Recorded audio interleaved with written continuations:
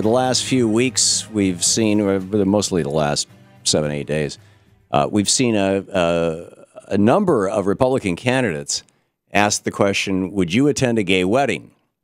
And we're getting this whole wide variety of answers from no, Rick Santorum, to, well, I did attend a gay wedding reception, but I didn't go to the wedding. I think that was Scott Walker. To, yeah, I've been to one. From, I forget which Republican said that, but basically it's, you know, they're all over the map. And Bill Keller of Live Prayer, the founder of liveprayer.com, says, this is the new gotcha question. Hey, Bill, welcome back to the program. Tom, always good to be with you. How you doing, my friend? Fine, thank you. Good. You wrote a note saying, essentially, the agenda of the media seems to be to try to expose Republican candidates as bigots and homophobes.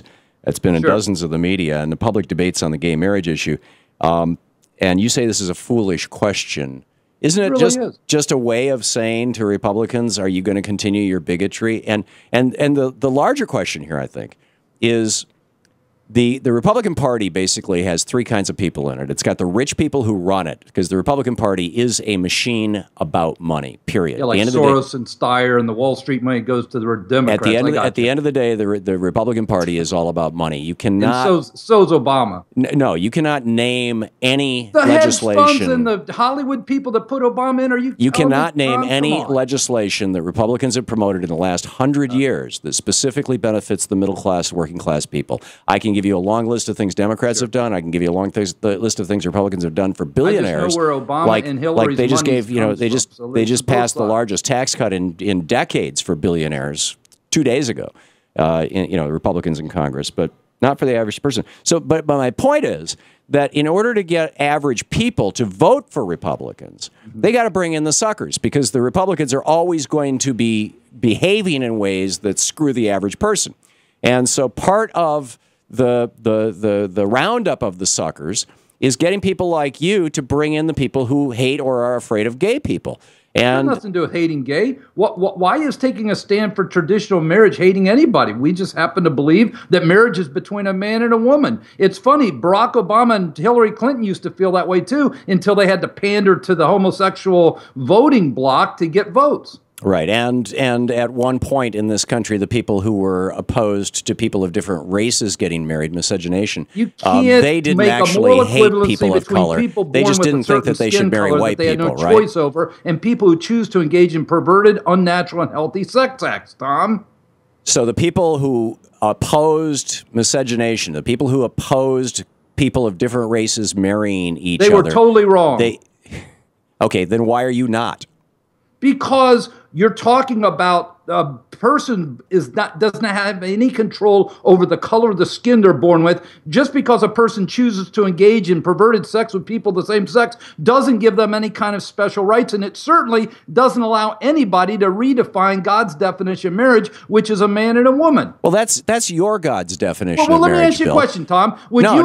I'm saying you can discriminate in your church all you want. The law is very clear on that, Tom, and I think it's a reasonable thing. If you don't want gay people in your church, fine, put up a sign. Love to have gay people in our church, because it's a bondage that needs to be delivered, just like an alcoholic and a drug addict. Actually, I don't think that you should be able to put up a sign that says no gay people in this church. I take that back. We love to have gay people, if you don't want to marry somebody, just like we help alcoholics and drug addicts and gamblers, Tom. Oh, Tom, can I ask you one question? Gay people are not like alcoholics and gamblers and drug addicts, Bill, and you know it. It's a bondage, Tom. It's a bondage. Can I ask you one question? Just one. If you had a family member that was going to marry a male family member, wanted to get married to 3 men, 3 women, a horse, and a tuba, would you attend that wedding? Bill, it's a stupid question. No, it's not. It's an absolutely stupid question. So you're because we're discussing somebody wants to marry we're discussing how you and your friends who are on the "we're afraid of gay people" or "we hate gay people" We're or whatever it not may afraid be. of gay people, Tom. We don't like gay people. We don't like what gay people do. You can, people. however you want to characterize yourself. I'm suggesting that you and your friends are part of the shill machine that helps bring people in to vote for Republicans. This has got nothing And the to do with Republicans voting. don't This really is give a helping damn about people your gay in agenda. bondage find freedom. Now, Hey, Bill, Tom, let me finish a sentence once in a while, would you? Have you ever seen the end result of a gay relationship? Bill, wait a second. Let me finish a sentence here once in a while. Relationship? The Republicans are using you, Bill. Now, They're maybe not you're using me using 'cause them I'm not involved in too. politics. Maybe you're using I'm a them minister. too. I help people. There's no find doubt in my mind, in Jesus fact, that you're and using them freedom too. from their bondages. This isn't Fox News, Bill. Nobody can hear us when we shout over each other.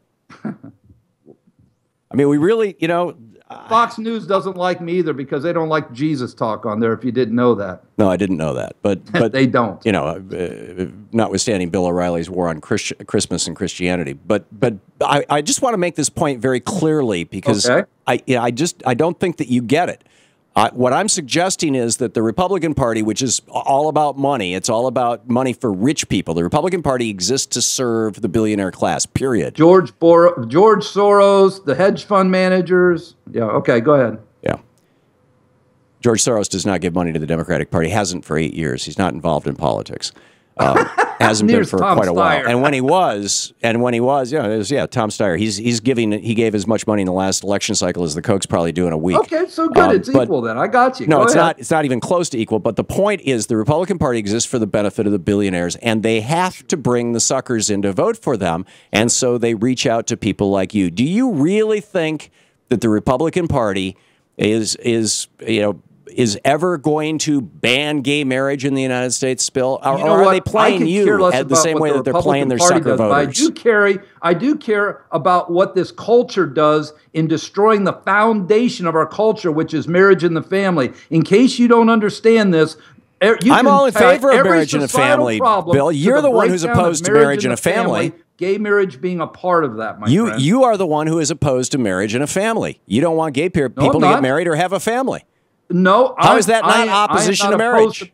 I support God's plan for marriage and the family, which is one man, one woman for in one your lifetime. opinion. That's marriage. In your opinion.